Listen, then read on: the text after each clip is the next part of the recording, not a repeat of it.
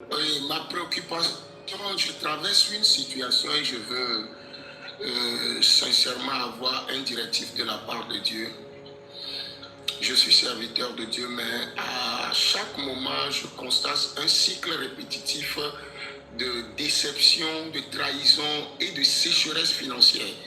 Je me suis débrouillé par la grâce de Dieu à faire tout, mais là maintenant, je me sens limité et j'aimerais avoir quelques conseils de votre part pour voir comment s'en sortir. Serviteur de Dieu, tu viens de dire que tu m'as vu en rêve. Oui. Mais on ne se connaît pas. On ne s'est jamais vu. On ne s'est jamais vu. Okay. Donc, la première des choses, quand j'ai commencé par prier, ce qu'on me montre, le Saint-Esprit me montre que... Parce que quand je priais, j'ai vu, on me présente d'abord un fétiche. Et après, on me montre maintenant que quelqu'un a pris la vase et l'a brisée. Et quand la vase a été brisée, il y a eu des déclarations. Et cette déclaration disait que de la même manière qu'on a brisé cette vase-là, que tout ce que vous allez faire dans votre vie, arriver à un niveau, ça sera brisé et que vous allez ramasser en pièces et essayer de les rassembler, de les joindre, mais arriver à un niveau encore, tout va tomber encore à l'eau, à lambeaux.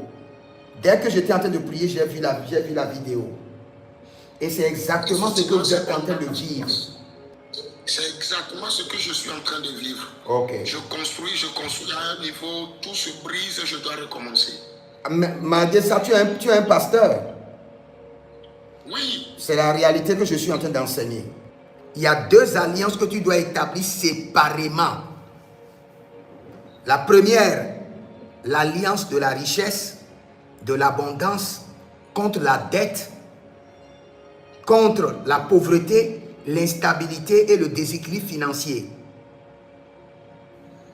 Et cette alliance, tu l'établis chaque semaine et tu donnes le sceau de l'alliance et tu cries à l'Éternel, ce qui a été programmé dans mon sang, pour que je recommence toujours à zéro, que je sois instable et que je sois frappé de la pauvreté de mes ancêtres. Par cette alliance, je purifie mon sang. Que mon sang soit débarrassé de cette alliance maléfique. Et tu commences maintenant par traiter ton sang. Et pour la pauvreté, c'est une autre alliance.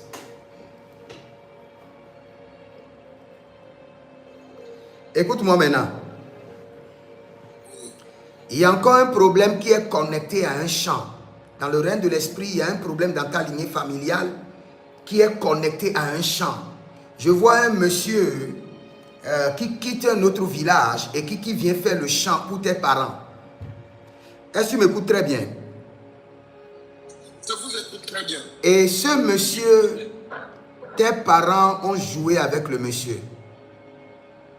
Tes parents lui ont fait un double jeu. Je n'arrive pas à détecter le double jeu qu'on lui a fait. Et par ce double jeu, ce monsieur a libéré une malédiction. Et dans cette malédiction, les personnes loyales finiront toujours par vous quitter. Parce que vous avez reçu, votre ancêtre a reçu quelqu'un loyal, mais votre ancêtre l'a dribblé en quelque chose concernant le champ. Va te renseigner concernant un champ. Et il a eu de malhonnêteté. Un monsieur loyal, mais qui a été dribblé par ton ancêtre. Et ce monsieur a libéré quelque chose. Et ça encore, c'est une autre alliance qui vous suit. Ce qui fait que les bonnes personnes que Dieu amènera dans ta vie, l'alliance va les réclamer et ils finiront par te quitter. Tu vas te sacrifier dans leur vie, mais ils finiront par te quitter. Parce que l'alliance viendra les réclamer. Parce qu'il y a une transaction de malhonnêteté concernant un champ. Est-ce que tu es informé de cela? Oui, je suis informé de l'histoire. Il y a mon premier grand-père qui est venu s'installer au Togo, qui a quitté le Ghana. qui est venu s'installer au Togo, mais en venant, c'est comme s'il a pris un homme qui était venu le servir ici, mais les choses ne se sont pas bien passées avant que mon feu premier grand-père ne décède. Okay. Et je ne sais pas exactement comment la famille a traité ce monsieur.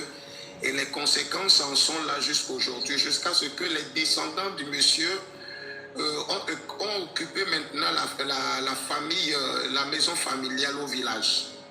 Ce que je te dis comme amusement comme ça que tu es en train d'entendre, si ce n'est pas bien traité, c'est de génération en génération.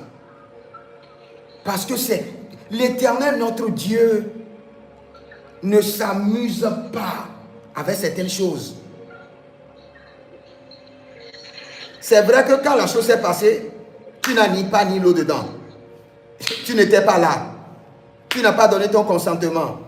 Tu n'as pas brimé le droit du juste. Mais qui a fait ça? Ton sang. Ton sang l'a fait. Ton sang. Le sang de tes ancêtres ont brimé le droit d'un juste. Et ce droit-là est réclamé. Et aussi longtemps que le droit sera réclamé, même si tu es ministre de Dieu, tu pries du matin jusqu'au soir, tu jeûnes. Et ton sang porte cette malédiction, cette alliance maléfique. Aussi longtemps que l'alliance n'est pas corrigée, il y aura la réclamation et vous allez subir. L'histoire là n'est pas étrange pour moi. Ok. Seulement que maintenant je fais un discernement que on a un peu torturé le cours de l'histoire pour nous raconter, mais je connais bien l'histoire parce que mon père m'en a parlé. Ok. Ton père est là encore? Non, il est décédé. Il t'a parlé de cette histoire depuis quand? Oh, j'avais encore 9-10 ans. Hein. Donc ça fait combien d'années aujourd'hui? Oh, plus de 30 ans. Hein. Moi, Maintenant, imagine une histoire de 30 ans. Tu ne m'as pas informé. Je ne te connais de nulle part. Non. Et par le Saint-Esprit, je te révèle une histoire de 30 ans. Il faut savoir que c'est une réalité. Et que tu dois prendre cette histoire très sérieuse. Là est connecté à une famille. Et cette famille a une mode de vie, une mode d'opération. Cette famille a un système. Et le système de cette famille, tout ce qui a été fait par les ancêtres est enregistré dans leur sang. Et les réclame, que ça soit clair.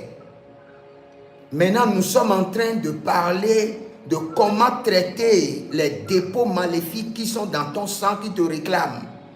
Et tout ce qui est lié au sang est lié aux alliances. Et c'est là où il faut forcément la délivrance. Nous ne diminuons pas la capacité du sang de l'agneau. Non. On l'appelle d'abord le sang suprême de Jésus.